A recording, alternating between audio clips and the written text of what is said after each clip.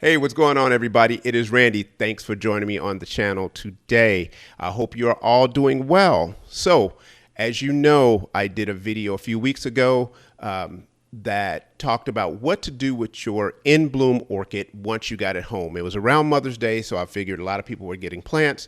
And so they were in bloom, and we talked about some care tips to keep your orchid healthy and happy. And so hopefully those worked for you. But I'm sure there are some now that are starting to drop their blooms, and you want to know what to do with your plant or how to care for it after the bloom and get it ready for bloom next year or the next bloom. So that's what we're going to do on this video. Now, as you can see, the bloom's gone. The stem, I let the stem die off on its own. I chose to cut it above the third node to see if I could either get a spike or a kiki from here. And I didn't. As you can see, it actually just died all the way back. So I'm going to repot this. This is in the grower's sphagnum moss. And so I want to get rid of this and get it into some really good bark. So the first thing I am going to do is cut this stalk off. There goes the spike. I didn't want to go all the way too close, so I just went fairly close. Matter of fact, I think I'm going to go just a little closer if I can. All right, there you go. Now I am just going to softly, I'm going to just use the hole at the bottom and press this out. And as you can see, it's just all compacted here. As you can see, this is another thing too, guys.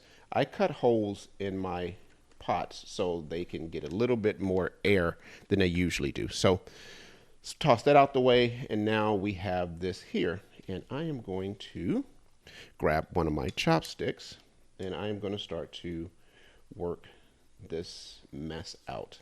How about if I do this in here?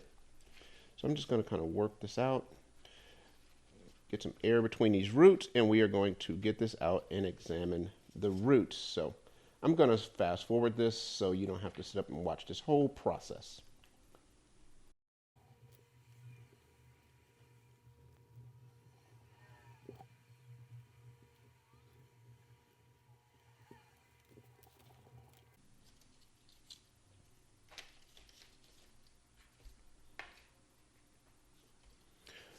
All right, so let's get back to this. So as you can see, I got all of that sphagnum moss off.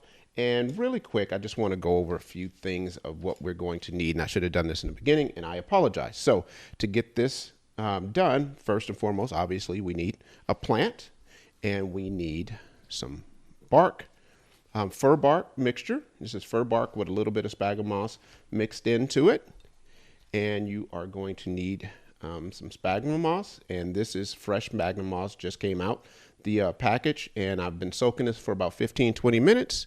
And you are going to need a pot. Now, as you can see, this is a recycled pot from one of the big nurseries. But what I did, since it was so, it just closed off, and as you can see, it has this really cool thing here that helps get circulation to your roots, or air circulation. But I went on and punched some holes in here with a Dremel. So you also need a pot. So, and some scissors to cut off your stem and possibly some roots. So let's get into this. I'm looking here and there's not a lot to cut off. See, that's a little mushy. That's a little mushy there. So I'm going to go on and cut that off. All right. And what else? That. I mentioned this before. I just want to show you the difference between what's really the root. That just came off by itself. I don't want to put that in there. Let's see here. So that is the root there. That's the actual root, and this is the outer cover. It's like a sponge that absorbs the water and feeds the root. So that's your actual root there. So, but that one's a little weathered, so I'm gonna cut that off and cut that off. Let's see here. And let's see here. Let's get rid of that. All right, so everything else looks pretty good. I think I got one or two more here that I want to get off.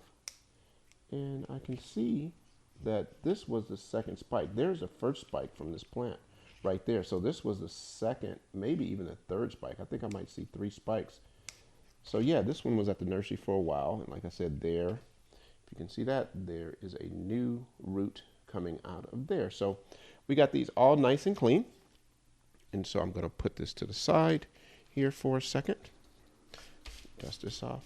Now I am going to bring this here. Now you guys know I like to use my styrofoam. Again, a lot of people did not like that from the first video, but their plant, they can do what they want. My plant, I can do what I want. So I like to put this at the bottom, basically just to create a drainage layer. Now, one question I did get asked, is this the dissolvable ones? No, these are not dissolvable. These are the ones that just are, I think they're made of oil or something like that, and they don't dissolve. So actually, I think that's going to be enough there. I don't want to block those holes. So I'm just going to drop that there. And now I am going to take some of my bigger pieces of bark and just drop them in the bottom here. Hopefully I got enough. All right, so we're just going to work more of the bigger pieces of bark into the cup here at the bottom. And that's so we can create more aeration. There we go. And now I am going to take my plant and I am going to drop my plant. I'm going to try to spread the roots around some. All right, and I want it to, wow, that's perfect. I just want it to sit right about there. So I am going to use my chopstick and just kind of move the roots around where I want them. Here we go. Just kind of move those around where I want them. And I'm going to get it centered right here in the cup. And now I am going to take my bark and just drop that in there like that. Sorry, I'm trying to go fast, so you don't have to watch too much of this. So I'm going to put some in, but I'm going to take my chopstick and just kind of work it down in between there. It doesn't have to be too full, but we do want some structure and we want some in the middle. So I'm just going to kind of work it down in between the roots there, really easily like that. And now, as you can see, it's kind of got its own structure and it's standing there. And now I am going to work this. Just keep working it down, keep working it down, keep working it down. So this is going to give me a nice air layer down at the bottom that's going to get a lot of air and a lot of water drainage. And so the idea of these roots getting root rot is going to be fairly slim. And so I'm just going to start to work this up to the top with some of the smaller stuff here. Wow, this is perfect. So there we go. So we got most of the medium in there. Now, as you can see, let's see here, we're going to get this flower here. So the crown is right at the top here. I like to get it as deep because, as you know, it's going to start to kick out more roots. So I got the crown right at the top. I got it nice and centered. Man, I couldn't have done that any better, I don't think. There we go. And now I am going to take some chopsticks because I don't want to get too wet. And I am just going to put a layer. Noodles, ramen, love ramen. And I'm going to put a layer of sphagnum moss on top here. There you go. And when this forms to the pot, it will stop the fir bark from floating out when we soak water, because as you guys know, I like to soak water and it will float out. And so what this will do is just stop it from floating out. Now you can actually plant, as you can see, the plant came out of this stuff. You can plant your whole plant in this, and I'll do a planting with 100% sphagnum moss pretty soon. So keep an eye out for that. But let's see here. So we got that in place, and that is literally pretty much how you repot your plant.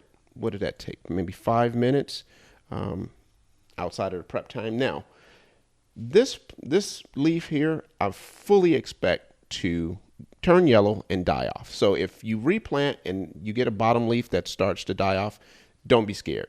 we're watching the top 2 or 3 leaves for the most part in the very beginning. So yeah, that is it. And that's smushed down. All right, so now what I'm going to do here, so I'm going to take this.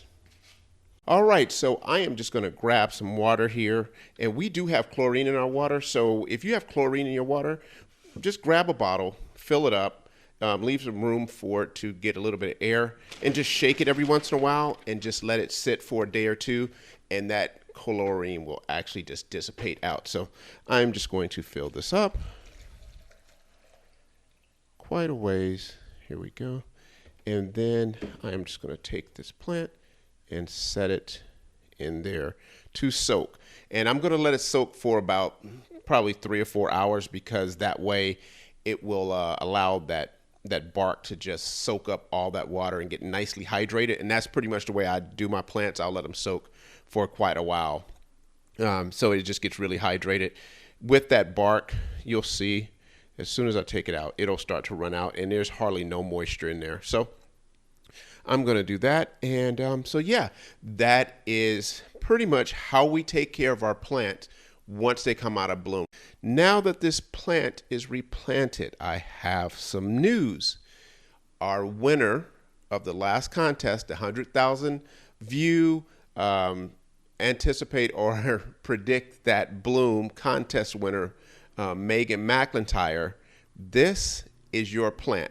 And so I promised her a plant. I told her I needed to get it replanted and get it in some good bark and everything before I sent it to her. And so this is going to be the winner's plant. So this will be out to her really soon. If you want to try to win a plant, or, you know, I need to get rid of some plants because I have quite a few around here. So I am going to be trying to get rid of some plants, and they will go to the people who are part of our community. If you'd like to win a plant, make sure that you just kind of stay engaged, stay involved. Definitely make sure you subscribe. If nothing else, if you learned something from this video, please give me a like. And of course, you know, like I always say, I like to hear the comments and questions and things like that. So that is it for this video. I hope you learned a lot. I hope it helps your plants and make you a little more comfortable about keeping orchids. So as always, be safe. More importantly, be kind. Never give up on them. And until next time, peace.